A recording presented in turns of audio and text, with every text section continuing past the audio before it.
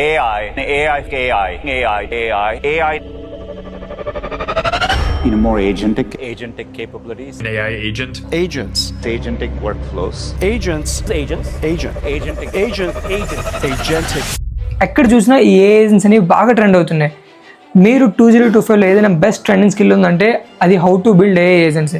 మీకు ఏ coding knowledge లేకపోయినా మీరు మీ ఓన్గా ఫ్రీ ఏఐ ఏజెంట్ బిల్డ్ చేయాలనుకుంటే ఈ వీడియో మీకోసమే.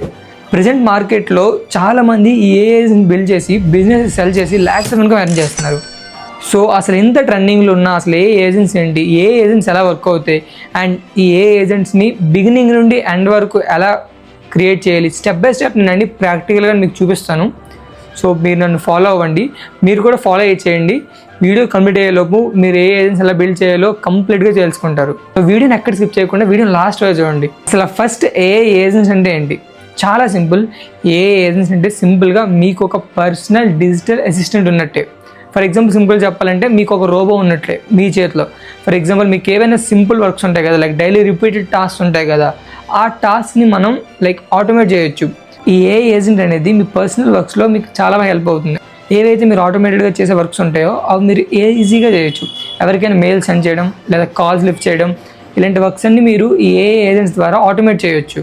ఫర్ ఎగ్జాంపుల్ ఐఫోన్లో హే సిరి, అమెజాన్ అలెక్సా, ఇవన్నీ ఏ ఏజెంట్సే. లైక్ సింపుల్గా మనం ఈ టైంకి అలారం బుక్ చేయమంటాం, వాళ్ళు అలారం సెట్ చేస్తారు. సో ఇట్లాంటివన్నీ ఏ ఏజెంట్సే.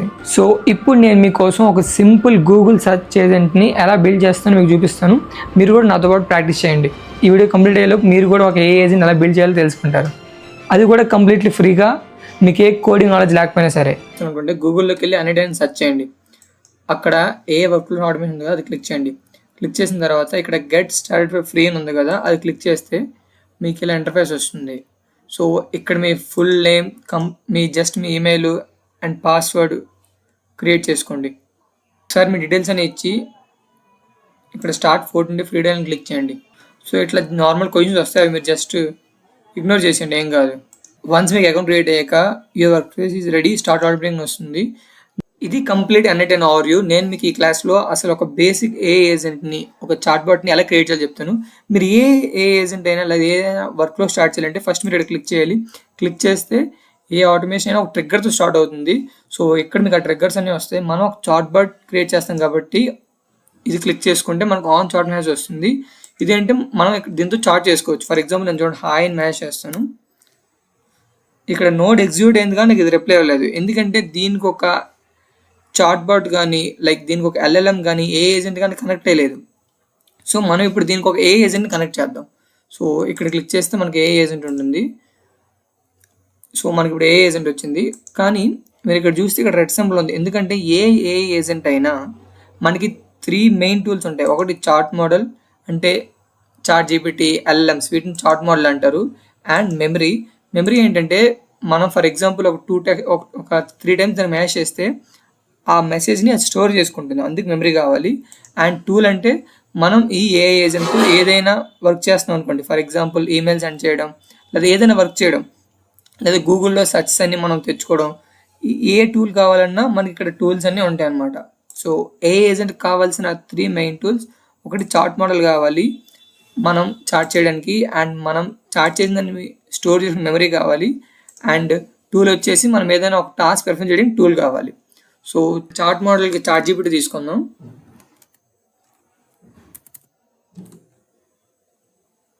సో ఓపెన్ అయ్యే చాట్ మోడల్ ఉంది కదా.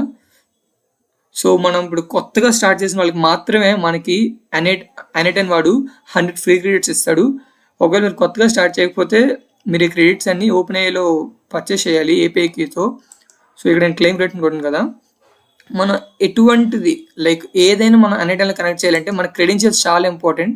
ఆ క్రెడెన్షియల్స్ మనం కనెక్ట్ చేయాలి. ఇక్కడ మనకు ఆల్రెడీ ఫ్రీ క్రెడిట్స్ ఉన్నాయి కాబట్టి జస్ట్ నేను క్లిక్ చేసేస్తున్నాను. అండ్ ఇప్పుడు మనకు ఒక చాట్ మోడల్ ఉంది. సెకండ్ మెమరీ కావాలని చెప్పాను కదా. ఫర్ ఎగ్జాంపుల్ నేను మైసెల్ఫ్ హరీష్ అని అనుకోండి.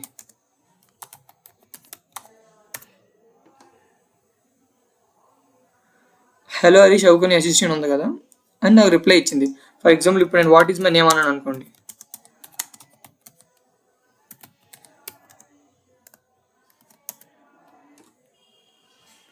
ఇక్కడ మీరు చూస్తే నాకు I don't have access to personal information అన్నది. ఎందుకంటే నేను ఇక్కడ మెమరీ కనెక్ట్ చేయలేదు కాబట్టి. మెమరీ కనెక్ట్ చేస్తే మనం చాట్ చేసింది స్టోర్ చేసుకుంటుంది.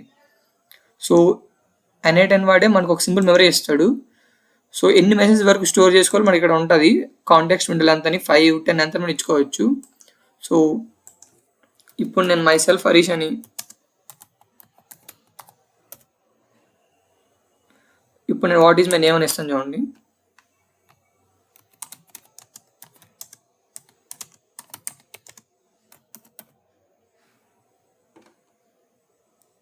Your name is Harish, how can I help you further. So నేను ఇప్పుడు మెమరీ కనెక్ట్ చేశాను కాబట్టి అండ్ నా నేమ్ ఇచ్చిన తర్వాత మళ్ళీ నేను వాట్ ఈజ్ మై నేమ్ అడిగినప్పుడు ఇది నా నేమ్ చెప్పింది.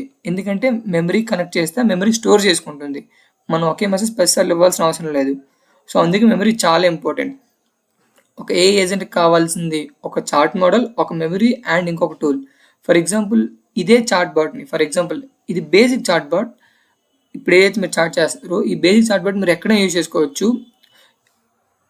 ఈ చార్ట్ బాట్ మీరు యూజ్ చేసుకోవాలంటే ఇక్కడ ఇన్యాక్టివ్ ఉంది కదా, వర్క్ ఫ్లో యాక్టివ్ చేయాలి. యాక్టివ్ చేసిన తర్వాత సేవ్ చేసుకోండి. సేవ్ చేసుకున్న తర్వాత మీరు ఎక్కడైనా యూజ్ చేసుకోవాలనుకుంటే ఇక్కడ మేక్ చార్ట్ పబ్లిక్ లెవెల్ ఉంది కదా, అది క్లిక్ చేస్తే మీరు చార్ట్ బాట్ ఎక్కడైనా యూజ్ చేసుకోవచ్చు. ఇక్కడ URL ఉంది కదా, క్లిక్ చేసి మీరు మీ వాట్సాప్లో కానీ ఎక్కడైనా ఇచ్చుకోవచ్చు. ఇచ్చుకొని జస్ట్ ఇలా క్లిక్ చేస్తే మీకంటూ ఒక చార్ట్ ఇంటర్ఫేస్ వచ్చేస్తుంది. మీరు చార్ట్ బాట్తో చార్ట్ చేసుకోవచ్చు.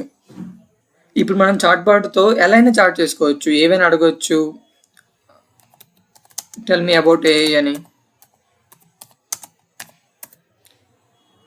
సో ఇది సింపుల్గా చెప్పాలంటే ఇది ఒక మీ పర్సనల్ చార్ట్ బోర్డ్ లాగా మీరు ఇలా క్రియేట్ చేసుకోవచ్చు బేసిక్ AI ఏజెంట్తో.